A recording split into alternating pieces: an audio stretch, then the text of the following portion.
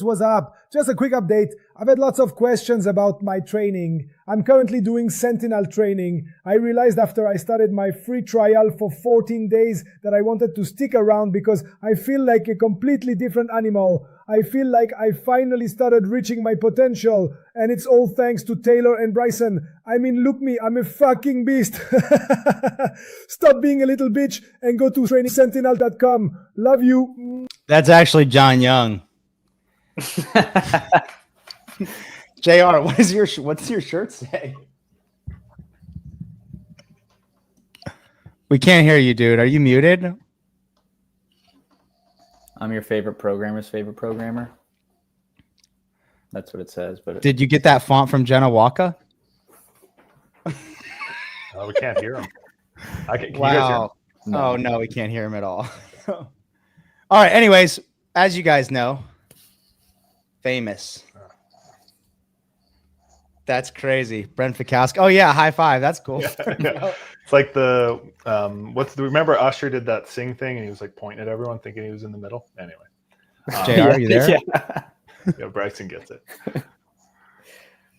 Nope. JR we'll continue working. All right. So we got Brent Fikowski on the show today. We've got a couple things to go through. You are joining us and we're going to be discussing movement standard project for competitions.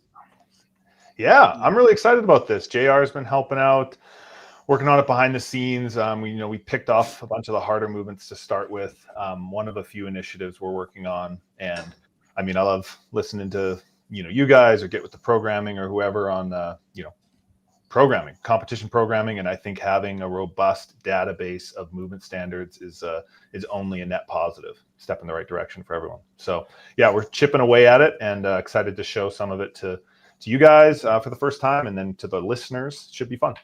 Love it. What do you want me to pull up first? Do you want me to pull up this movement demo? It was that first link that you said we'd probably spend the most time on, or do we want to start? Okay. Yeah, I think probably. Why don't we could just start? Why don't you start with that double dumbbell overhead walking lunge? All right. Share screen. Real quick though, I do want to pull this up because this was a crazy find that you pulled up. And I wonder if we show this, if we'll get a ding, but I'm going to take the risk anyways. Don't worry. It's nothing crazy. You sent it to me. Yeah. The YouTube. Yeah. So he was talking about the latest workout that was released. Day one of the 2021 Granite Games. This 2021 Granite Games workout to me, and this is one of the workouts that I forget about doing that year. But it was the 50-foot handstand walk, 40 Fikowski for guys, 30 deficit handstand push-ups, 40 50-foot. Where are we now? Oh God, where was that? Colton's mullet. Colton had he had a mullet that year. It was insane. Yeah. Colton, I think Colton went unbroken on all 30. What the fuck is that? What is that? Where's JR? Did he just leave? I think he left to try. Okay, he'll come back. Jeez Louise. Thank God you don't look like that. Oh my God. You're not going to fail. Where are we going now? We're going to this handstand push-up workout.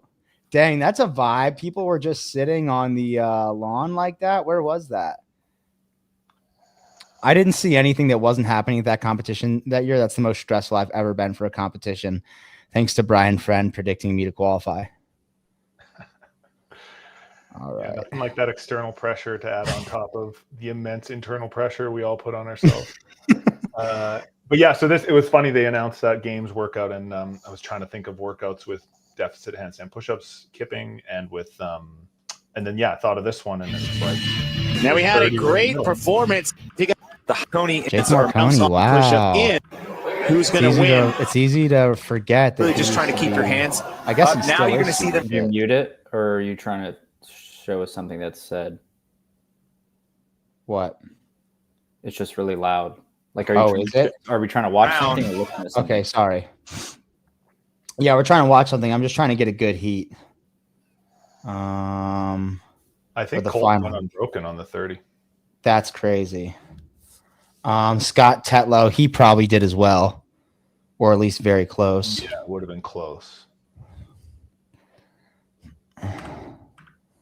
Oh wow, who's that guy? That's crazy. But definitely, I mean, obviously a different workout, but I think the 30 handstand push-ups deficit in the middle of a workout is it's a parallel. It's full depth parallel. Oh, really? Yeah, they posted they posted the video on YouTube, I believe, and it's going to be so it's like a 525-pound yoke and then full depth for the men. I would imagine it's like 10 inches for the women, but just kipping parallel handstand push-ups. Yeah, that is a big toughie. Ben Smith was using an ab mat. Oh, okay, so a parallel plus an ab mat. Yeah. Yeah, still. Yeah, it's a big part of that workout. Jeez, I was so bad at handstand walking back then. It's funny looking back at videos, even just from a few years ago, how different people move now. It's I don't even feel like this is a few years ago. It feels like this is 20 years ago. Yeah, changes fast, young sport. Yeah, even I'll look back at some video of me from 2020 or something. I'm like, That's crazy. That ain't it. Is JR back yet? Oh, okay, here he is. Sir, can you hear me? Yeah, let me remove this overlay. I think I just need to restart everything. Media assets. Okay, cool. Really so JR, we were just pulling up this workout based off the similarity from the most recent announced games workout with the 30 deficit handstand push-ups in the middle.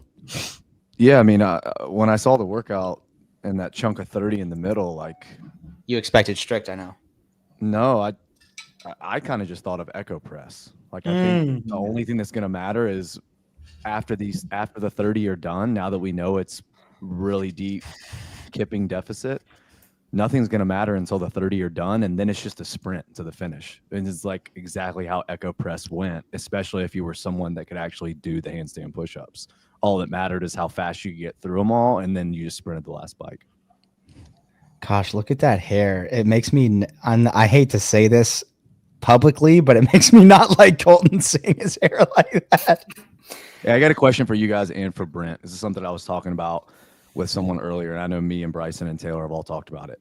At what deficit do you think that it starts to help or swing the movement to the away from the shorter armed athlete to the longer armed athlete? At what deficit? I would say it's got to be greater than 14 just because of the parallel handstand push-up workout, the several that me and Colton have done against one another. And I feel like for an athlete who's not short-limbed, I'm really good at the movement.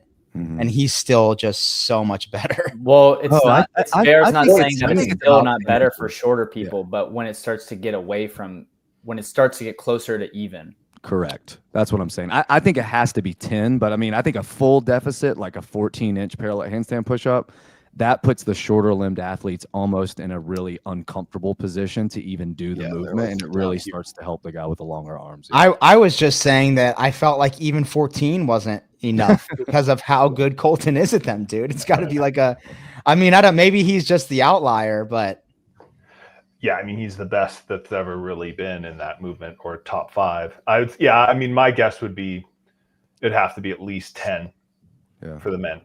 I was going to say 8 plus. But yeah, this is 6, and it was clearly, he was still just breezing through them. And so, you're right, Taylor. Like, I even think about Ben Stoneberg or Matt Frazier, parallel.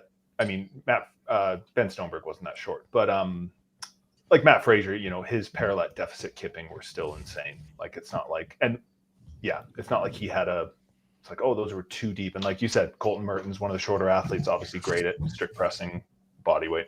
So but I would say 10 plus. Yeah, I mean, maybe a better question is when. I mean, this is kind of a movement standard thing. When does so we've talked about this, JR. You're doing a flat handstand push-up, kipping or strict. There should be either a box or a line you keep your hands within or hands on. At what point of a deficit is it not necessary to regulate hand width? Because you're naturally just going to put your hands in a position that's strong pressing. You're not going to likely go so wide to limit range of motion. What would that depth be? Yeah. Do you have an answer for that right now, JR? Or are you just posing a philosophical question that you want us to ponder on? Because I feel like I have an answer. No, I know that Brent's answer to the question is a standard that hasn't really been done yet. And I think it's something along the lines of you have someone put their hands on a surface that's elevated to where their whole hand has to be within the perimeter of that thing, of that object, and that's what they do their handstand push-ups on. There is no like standard away from the wall or standard as far as like where the line is. It's just a surface, and your whole hand has to be on it. So fingertips can't be outside of it or anything like that. Bryn, isn't that kind of what you said? Well, I guess what I'm asking, so we just watched that workout, which was deficit kipping, and they had the huge 1 foot or maybe even 18-inch by 18-inch like rubber block. And it seemed as though the rule was, hey, just put your hands on this. Right. And I think everyone doing that would agree that, so I guess so for the people watching at home, if you do a flat handstand push-up, and it's me, 3 of my favorite people. Hey, Jason. You, Jason. I'm hoping I'm one of those. I'm guessing. You definitely are. It's either me and Bryson who's not the other. Yeah. Yeah. And so when you do a flat handstand push-up, they put the box mostly for someone like Colton Mertens, because he would go as wide as he could, and he would just basically vibrate and go through them really quickly. Vibrating. That's crazy. Yeah, That's a great like this. And so they put that box so you actually have to do a press. And then at a certain depth, like in that video, 6 inches, I think, Colton's going to naturally just put his hands where they're comfortable. And I don't think that's an advantage for him, just like I don't think it's a disadvantage or advantage for me. What would be that depth? Like if it's 1 inch, I still think they should have a line. 6 inch, probably not. So it's probably like 3-4 inches for the men, where it's like, hey, just put your hands wherever it's comfortable, because we know you have to be in a healthy position to press from, and you're not going to be, going so wide just to, curate some range of motion advantage. I'd err on the side of higher, so 4. Yeah. Well, I was going to say, JR, if you're saying the rule is just like, hey, it's just based on the implement, like you just make the whatever you're using to create the deficit, you just make it small enough so that they can't go super wide. But then do you think that they shouldn't be able to move parallettes? Like if you're doing parallel handstand push-ups, should athletes be able to change how I far think they apart should be able to. Yeah, and see so 2 years ago we did parallel, because last year we did strict at Crucible. The standard was just the footprint of the parallel must be in contact with the wall, but the width can be at the athlete's discretion, because I like that. You're not going to keep going but so wide. And if you're short-limbed, you can't really go any wider than you're able to get your hands in between your shoulders. So it doesn't really give anyone an advantage. So I was like, hey, just put them wherever you want as long as they're touching the wall. I don't care. So I think with the blocks too, I think if you use ballistic blocks, you can do the same thing and say, hey, your hands can be as far away from the wall as you want or as close to the wall as you want, but the blocks cannot be adjusted at all. So in that, because the surface is 9 inches on a ballistic block, I don't think you should be able to move it. And that's probably a good segue into like the standards thing. Like we would all probably agree that a wall ball should have one standard. Either we say the whole ball has to go over the line like they did 1 year in the Open out of 13, or every other year that the center of the ball must make contact at or above the target, and the hip crease must pass below the top of the knee. We can all pretty much agree that that's what we're doing. We should just pick that standard and go with it. But then on a handstand push-up, how many acceptable standards should there be? I'd say for kipping, hopefully 2 at the most. Same with like a bar facing burpee, probably one that's where you jump and one where you step over. And yeah, I don't have a good picture. You can scroll down. I've got some pictures of that I've taken of just dumbbell position. But yeah, that picture on the top left, no, don't answer that. You don't have to answer that out loud. I was just putting that in the private chat because I was curious. This is cool. I like this. Modality, equipment needed, movement tags. So obviously this is like crazy long, but this is also one of, if not maybe the most daunting kind of movement standard that we could think of to start with. And then that gives these, and it gives the criteria. It gives those headings that then you can use. So for example, if you scroll down a bit, like for handstand push-up, when we look at position throughout, in this instance, we're talking about dumbbell placement. If we're talking about a handstand push-up, we'd be talking about hand placement. If you're talking about front squat, it'd be barbell placement. If it's a sandbag clean, this would just be empty. Like all of that would just be empty for a sandbag clean or for a air squat, right? But in the instance where you have something that is a constant and you need to define what is that constant for the entirety of a repetition, That's what that heading's for. And what's nice about this is you can like select all with this page and just copy paste it into a Word document, and it looks nice. So that's kind of what we wanted. Is this could be a standalone. So if you're a competition, you could just give the hyperlink to this address and say, hey, we're doing overhead walking lunge, done. Or you can copy and paste it, make your own PDF. Yeah, happy to dig in. I mean, obviously it's a lot of language for this one. I realize that. No, like I think this one is a really good one because let's just scroll back up to where the pictures of the like good, like I think it's Brent's picture a little farther down. Yeah, it has all these dumbbell holding positions. So that's Angelo right here. So that's how Angelo does overhead walking lunges, bro. So we think about in affiliate semis. That's a perfect example, right? And the standard was just the dumbbells can't be pressed together, but they can touch inadvertently. And they can't be in contact basically with the body, right? They can't be in contact with the shoulder. And where something that me and Brent, and I think maybe John too, Singleton, were going back and forth on was like, I don't like any portion of the dumbbell lower than the top of the head, because then it's like, are they even? Is it below? Right. And then Brent made a good point. I was like, hey, at Syndicate, we were just like, hey, as long as the kettlebells aren't resting on any part of your body and like they can be held however. So it's like, okay, so it's not an overhead walking lunge anymore. Like the movement that you're calling it, it's just a kettlebell lunge without the bottom of the kettlebell touching your body. Like holding them like this above shoulder kettlebell walking. You know, it's like, it's like not even the overhead movement anymore. So like in this kind of a movement, Bryson and Taylor, what do you think competition should do most of the time? Do you think it should be like where the dumbbell is in relationship to the top of the head? Do you think it should be arms have to be locked? Like, what do you guys think about a movement like this? I like these standards. I think making it as like, you know, Brent said, hey, this is a lot of language, unfortunately, but I don't know if you used the word unfortunately. Maybe I was thinking the word unfortunately in this sport, or at least in CrossFit competitions, there is so much subjectivity left up to the judging team, the individual judge. And I think having stuff like this removes that subjectivity. And even though like it's so much language and there's a lot of minutia, like if you go and look at the NFL rule book, it's a lot of words, and those professional referees have to understand all of it. And I mean, you as an athlete at the end of the day should understand all of it, and them having very clear and concise, this is good, this is not good. I just think, I think it makes everything more, I don't even want to say professional. It just makes everything even for everyone. Yeah.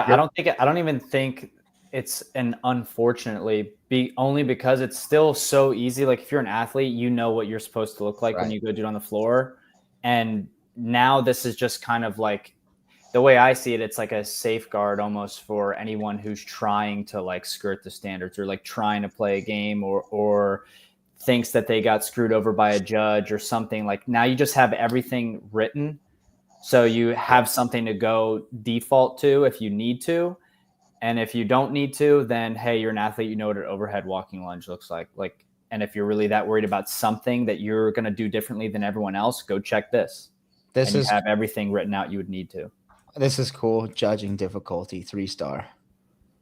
Yeah. So the idea with that, so like AFJ has been taking a huge lead on this, the whole thing, but that specifically. And so the hope is that if you go on the top left, click on movements, I think that should work. Again, this website's very much like in construction, but oh yeah, there we go. That'll work.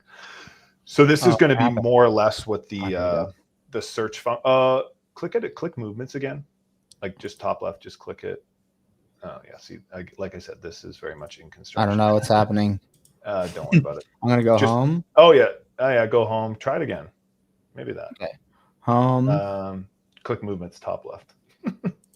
Should work. That's working on my page. Try just click weightlifting. Sure. Okay. Dang, I wonder if it's because I'm on Chrome.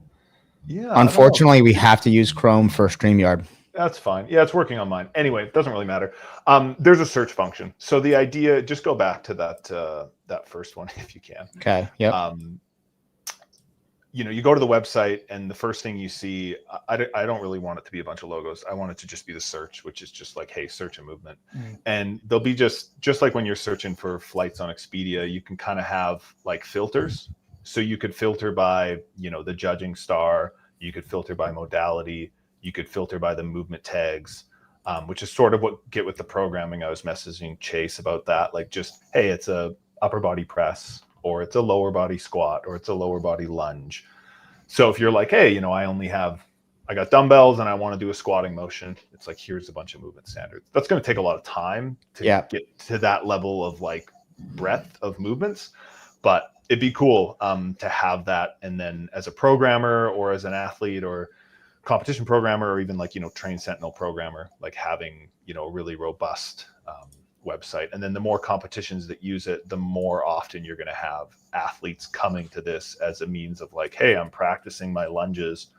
Let's make sure when I practice them tomorrow in the gym, I'm actually doing the setup that we're going to be seeing. I think that's a great, in terms of a resource for athletes to practice it in that specific scenario is really great.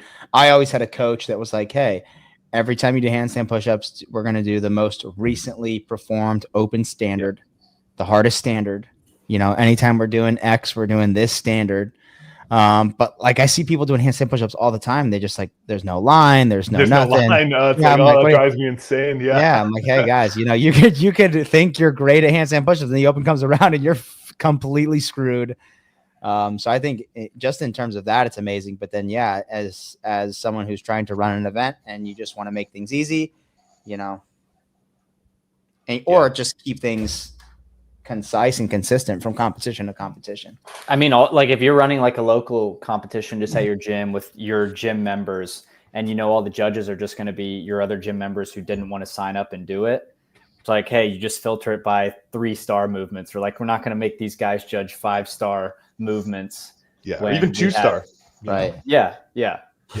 Like go to the 2 stars and just be like, because this one, and this one is, like we said, it's more complex, and it has to be. I mean, we've been pretty intentional about all the words in there. I'm going to do another pass. I always will, but I find it hard to look through everything we've written and think of a sentence we can take out. Like that's kind of the hope. And then the hope in time is to have, once we're confident in the written definitions that they don't need to be changed, is to create some videos that go along with them, but make sure that the videos are not supplementary to the verbiage, but they are mirroring. So someone was asking if they could look through this. Is this publicly available yet, or it's going to take some time? No, not available yet. We have the other sheet I sent you is sort of the rough list of the first. The Google sheet. Yeah. It's okay. 15, 20 that? movements. Yeah, sure. Okay. That's about 15, 20 movements that we maybe more. Brent, like especially when talking to the judges, that let's just say do all of the big competitions, right? You see the same faces at Wadapalooza, at Rogue, at the semifinal events, the games, everything. Are there movements specifically that when you started making this out, you're like, okay, we're never going to use the word control. We're never going to use the word clearly. We're never going to use the word, because like you think about the words that we usually see in standards, like hip crease must clearly be below the top of the knee, or the sandbag must be controlled to the shoulder. Like, are there words like that are just in your mind or in the judges' minds subjective by nature that you're like, hey, we need to just omit this word altogether when you write a standard?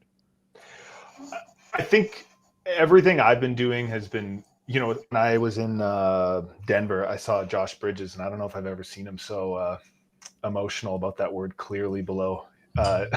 Clearly below. He was like, that's the stupidest thing. He's like, it's sport. You gotta remove subjectivity. And even, if you look at the language, I tried to remove sometimes, and this is like a nitpick thing, but if you look at an open standard, oftentimes they'll bold certain words, or they'll do all capitals for not. And just trying to remove that, trying to keep it really concise, really intentional language. And like you said, removing the word clearly, definitely removing the word control. I think where some of those things factor in, I don't know if I've ever sent you this one, JR, but I have a document somewhere it's not really part of this initiative, but it's like a how to, if you had a new movement, like, freestanding parallel handstand push-up pirouettes or some new thing, like sort of a set of criteria. And I think in there I mentioned, like, you know, stay away from the word show control, like stay away from like these types of words. But it's kind of just at this point, honestly, it's just baked into how me and the AFJ are doing it. So it's not really an active conversation we've had, because we just align on the need for that in the same way I know you do, which is like, we can't have those types of words in these definitions. Yeah, the thing is, like, and I'm sure, I don't know what these guys feel about it, but I don't want the ability to write a good standard to keep people from being creative and trying a new movement. Like whether they're at the CrossFit Games or whether in a local competition. Like, I think we used this example the last time, but let's just say that like at Crash Crucible, I want to do pirouettes because like people are doing pirouettes for reps, but I want to use parallel. So you kick up, you're facing one direction, your hands go to one parallel, you rotate 180, and then you end up facing the other direction. And when you do that and you come back to the starting position, whether you do it for a 180 or a 360, that's the rep. So when is the rep done? When both hands grab the pirouette? Because if you say, well, you have to show control, you have to maintain a handstand. Like, we know what you want, we know what you're supposed to do. Like, you're supposed to spin all the way around and return to the starting position that you kicked up in. So does it really matter if the standard is that clear to be able to implement a movement like that in a competition? Or do you think it depends on the level of the competition and what's on the line?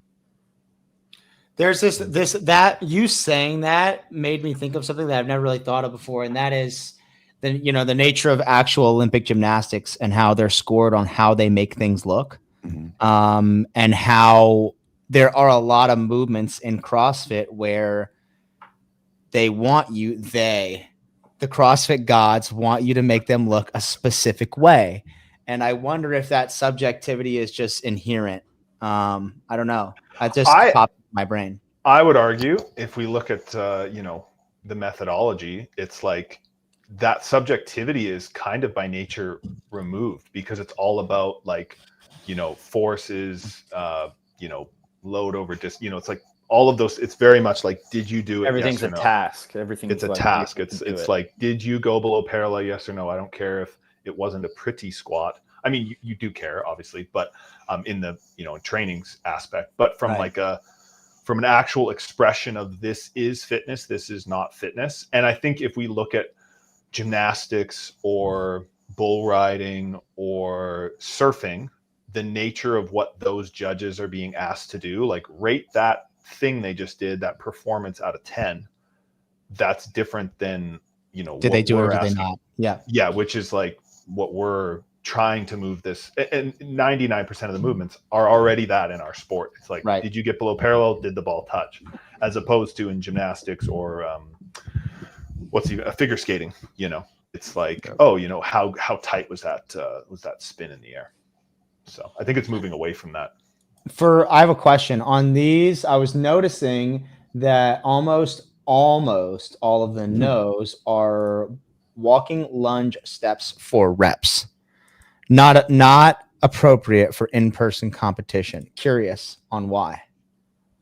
Yeah. So just having people end up at like different positions on the floor. Yeah. So I think the steps for reps, we've seen that in the last, let's call it 3 years, in quarters and in semis. And I think given the limitations of different spaces, and probably the best reason for the inclusion of the walking lunge reps is in the case of a no rep that is given after the competition. So let's say like the workout that was just at online semis, which was 20, 18, 16, 14, yada, yada, walking lunges.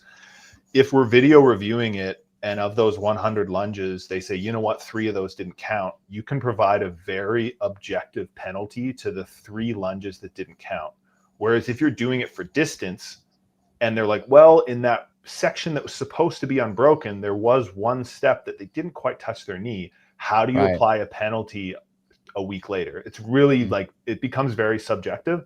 So I think just saying, hey, like total number of reps, it's a lot easier to divide that by a penalty, whatever. If you look at a competition, imagine you're at the CrossFit Games, the event ends with a 100-foot overhead walking lunge, but they say, well, instead of a 100-foot overhead walking lunge, we're going to do 30 steps. Like visually, you're like, well, I guess we'll wait for the hand kind of. And then, I'm 5-10 feet ahead of someone and then they finish. It's like, it is a 4 distance movement by kind of nature, I think. And so keeping that for live competition, I think is just, and again, the thing with this is like the yeses and the nos in those columns there, if you really feel otherwise and you're programming a competition, like go nuts. Right. We're But the only no's you have. Yeah. Yeah, no, hey, I mean, I think that I just found that was interesting. I was curious why. I didn't think really too much on it, but I mean, that makes perfect sense. It would just completely make it weird for everyone watching. And even, it just would, the entire visual of the competition would kind of be shot from that. So that it's cool to know that you're also taking into consideration, not just, hey, is this easy to judge or not? But like, is this actually appropriate for a competition? Will this make the event look good? Will it make the organizers look good? Is it going to, be equal for each of the athletes? So that's cool. Oh, there's another reason. It's because, let's say I'm lunging and there's like 100 feet ish on a floor and they say, hey, we want you to do 30 steps. If I keep accumulating no reps and I just keep the bar overhead and I keep going, they're like, no reps. I'm like, all right, I'm going to keep going. I'm going to keep going. I'm going to be at the finish line. And they're going to say, hey, you have 5 reps left. Right. Do I start walking backwards? Do I have to walk? That's a good point. And then that just becomes like a strange use of the studio space. Yeah. Overhead barbell pistol squat. I just saw that. So I put a few in there as like, we have to figure out on the website. We're not sure how we'll do this. We might not do this in like phase 1 launch, is to like, and the other one there is sandbag over shoulder. And so sort of like acknowledging that those in theory are movements, but we're not providing a standard because as the AFJ, we're like, please don't kind of do this. It's sort of the idea there. I don't know how we can display that, but I would just recommend, I mean, honestly, just say it. I think I would say not recommended for competition use.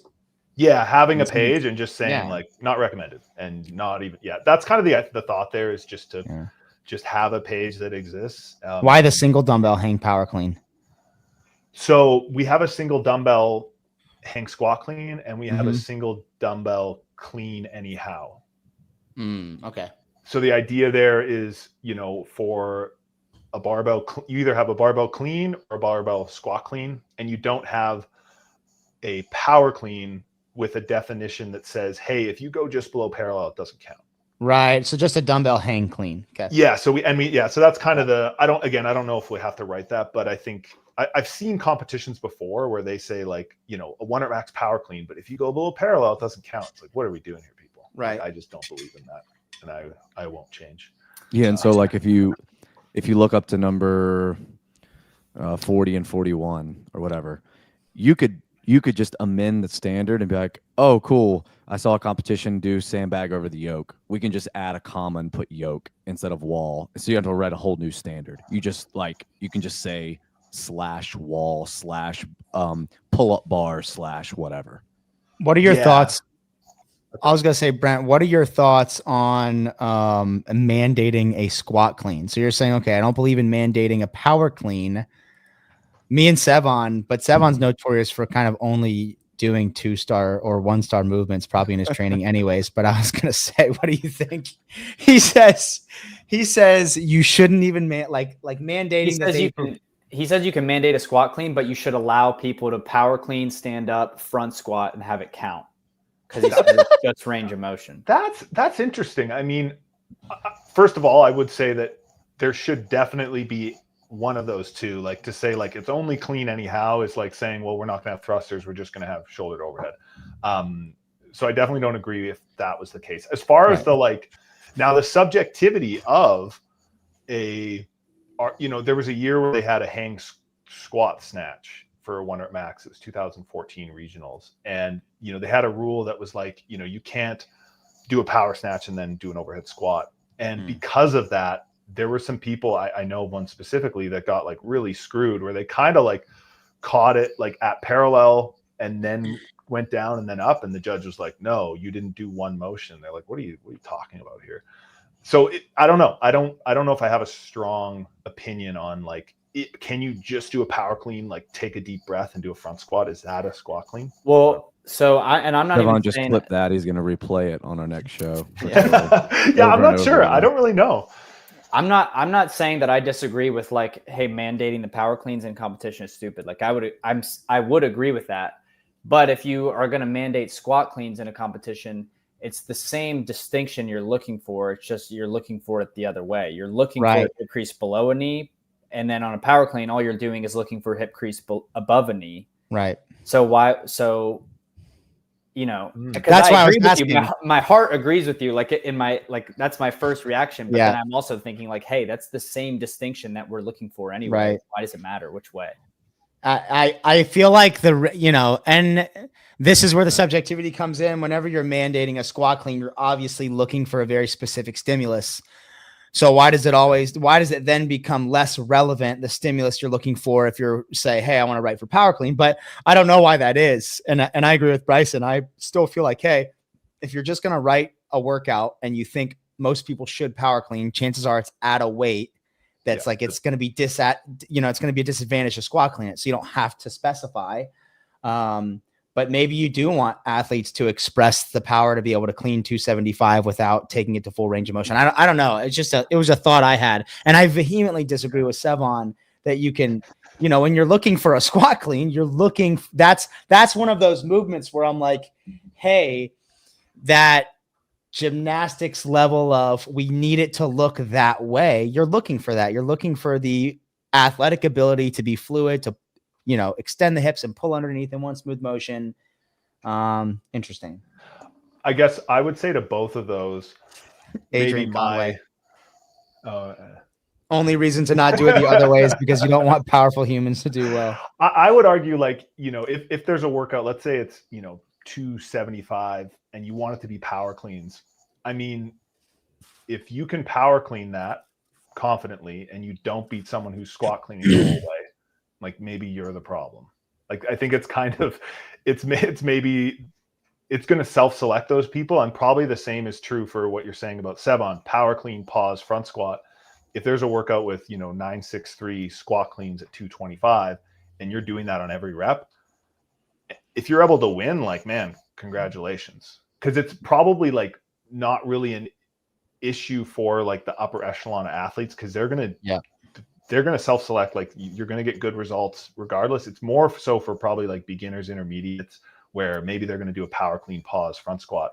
And if that's what it takes for them to get through the workout, I don't think it's like the worst thing. I don't know. Well, I would say that's the same sort of problem we run into. Like the reason we pick apart games programming isn't because we think prime Matt Frazier wouldn't win the games. It's because the person in 23rd and 24th maybe aren't the 23rd and 24th fittest person on earth. Right. Like, those things. Yeah, I agree with you. It doesn't affect the person who wins the workout. That person's going to power clean 275 the whole time. Yeah, no matter right. what. Yeah. Yeah, I can't. You're right. I can't use that as it's not a sound rationale. What I just said. No, I agree. Yeah, interesting. I don't know. Yeah, that's something I think.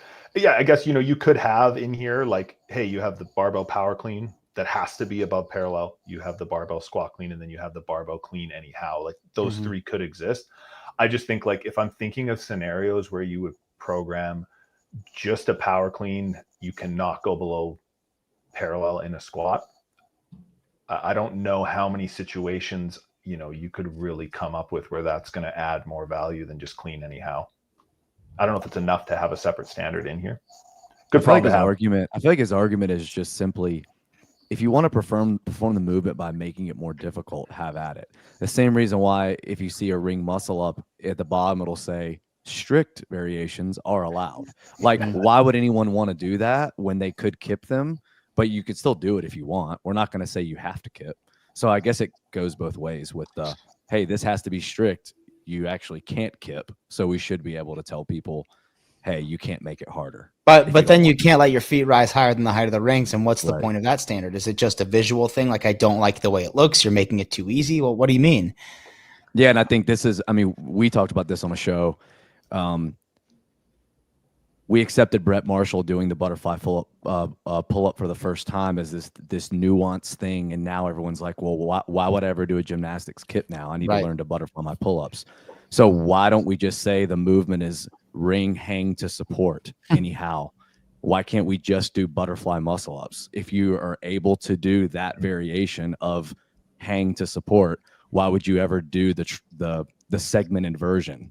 Like, and we've talked about this before. I think Bryson's even said, like, the muscle up itself, the movement though, is not hang to support. It is a clear change in direction at the bottom and is a clear transition at the top.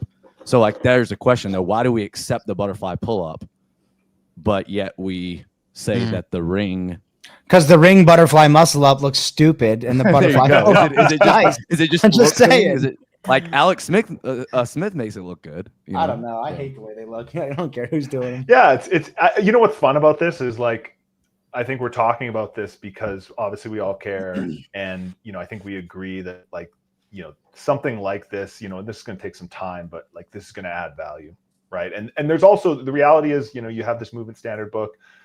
You're going to have to draw a couple lines in the sand. It's like why we're not, forcing anyone to use it. But I think it'll have a net, like it'll start maybe some good conversations. But and another thing too, like people, not everyone programming a competition or an athlete knows the things that, like we know on this podcast, in the same way we don't know anything about, I don't know, football, or at least I don't.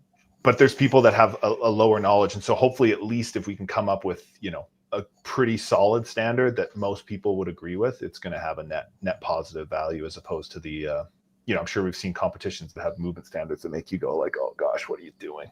Yeah. So all these little nitpicky things are, I mean, I could talk about them all day, but I fully agree. I think this is great going forward. And I think probably these conversations aren't had enough for how nuanced CrossFit competition is. And I don't know, it's not literally infinite, but there is such a massive library of movements. I don't think people get into the weeds enough. I mean, there are a lot of people say, oh, you're getting too into the weeds. Well, I mean, that's how you end up with just subjective rules, things that don't make sense, or you run into situations where you clearly haven't thought it through. And like Brent said, like just because something says no in that far right column, it doesn't mean that you can't do it. Like none of this is an end all be all. It's just to assist. And even if someone sees a movement that has a no at the far right and they can figure out a way to standardize it and fix whatever issue is keeping it in the no category, then like even better. Now we figured out something that hasn't been figured out before, a new standard, and something that might help with another one. Or just the fact that it can only really help if you want it to help, and then you just, you don't have to follow it. You don't have to do the exact handstand push-up standard that's in here, but it gives you a good place to start. Or if you're making a competition and you don't want to have to worry about making a new standard, you have them here to use. Yeah, exactly. I think something I was saying to someone is, I definitely don't want to, we're not making this to like force anything on someone, but I said, wouldn't it be great, like in some perfect world where, CrossFit was on ESPN as much as like the NFL is. And in that world, it wouldn't be good if every time there was a handstand push-up, they used a different standard every Thursday night. Like that would be probably not net positive for the athletes, for the fans, for the growth of it, everyone, right? And so, eventually something like this could add value to, the sport as a whole, if there was a future where that was possible. But at a minimum, you're running some competition and you want to, hopefully we can add some value to just some random competition that needs standards. Yeah, and I think the important thing to remember too is all major sports change rules. A lot of them do it year to year. Like when Jordan played, you could hand check all day. So they removed that rule to benefit the offense more and make it easier to score. Like that's what they did. They wanted to see less defensive games, so they did that. And now you can't hand check. Of course, the first year it was implemented, just like the kickoff rules that they've changed recently. Like everyone's like, why are they changing that? But then we go through the whole season and everyone forgets about it. So yes, the handstand push-up standard and the open changed like 3 or 4 years in a row, and it frustrated people. But that's what happens. I think what everyone wants though is for a standard to stay, or a rule to stay for the entire year, and have all those competitions use that one. And then at the beginning of the next year, if they want to change it, fine, but then everyone's on the same page. I think that's more the issue. I would agree. I like the 10. One example of that is the 10 by 30 inch tape line for handstand push-ups. I like that one. Do you prefer that over the single line? That is the single line. Oh, right? sorry, That's the single line. Yeah, sorry. I said The 10 by box. 30. Yeah, so 10 inch away, 30 inches long. Yeah. Yeah, I like that. I like the single line.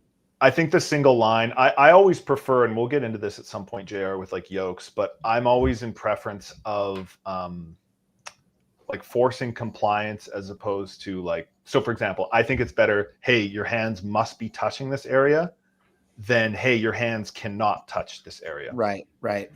And there's other like little examples of that. Like even if you're talking about a yoke, I always prefer, hey, as soon as the metal touches the line, you've done it, as opposed to the entirety of an object must go over and pass a line. Like I realize it's similar.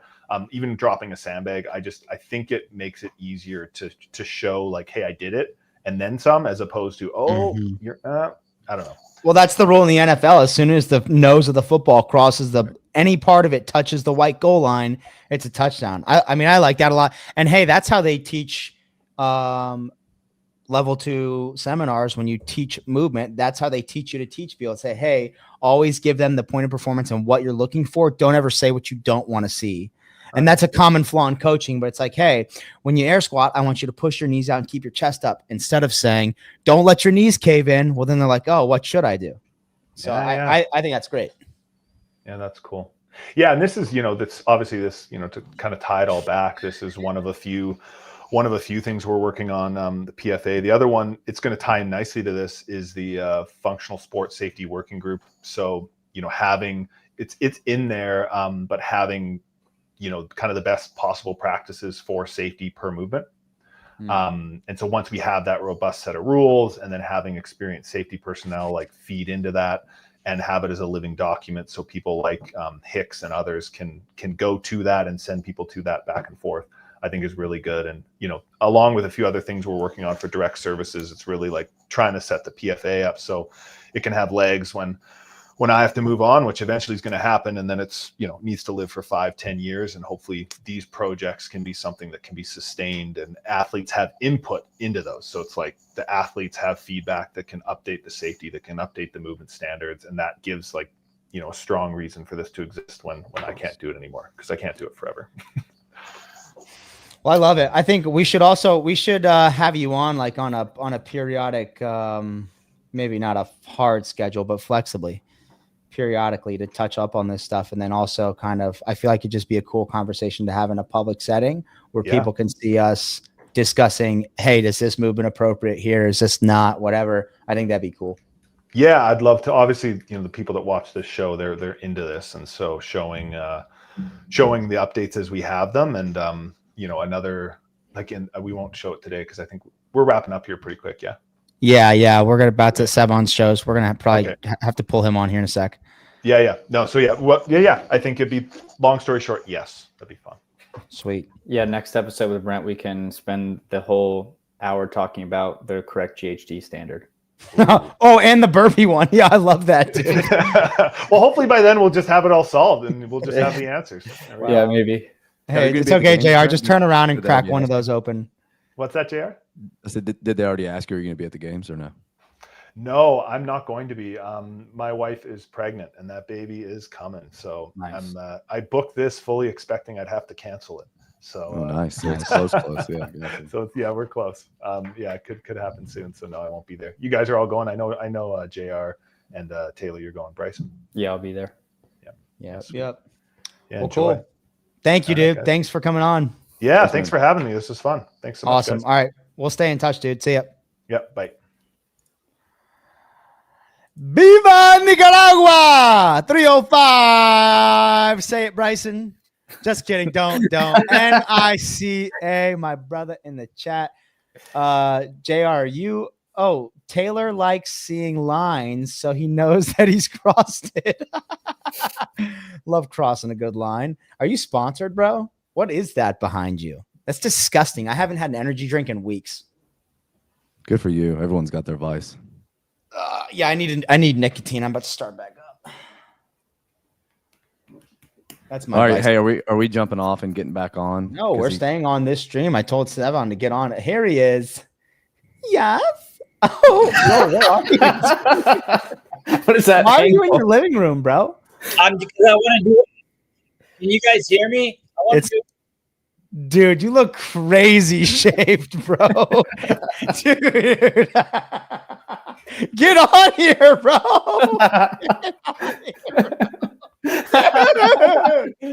Don't pull him on against his will. Dude, come back, dude. Please. Please, dude. What's up? Dude, put your headphones. I don't have it. I'm not put up here. You can move the mic closer to your face, though, right? No, I'm going to go in my office now, but do you want to do a different show so we don't have this in front of it? Oh, Yeah. yeah. Okay. Bryson, if we end this, will you start a new one? Okay. All right. Hey, everyone, 2 minutes and we're come back. 2 minutes. We're going live. JR's revealing a workout that's leaked. Yeah.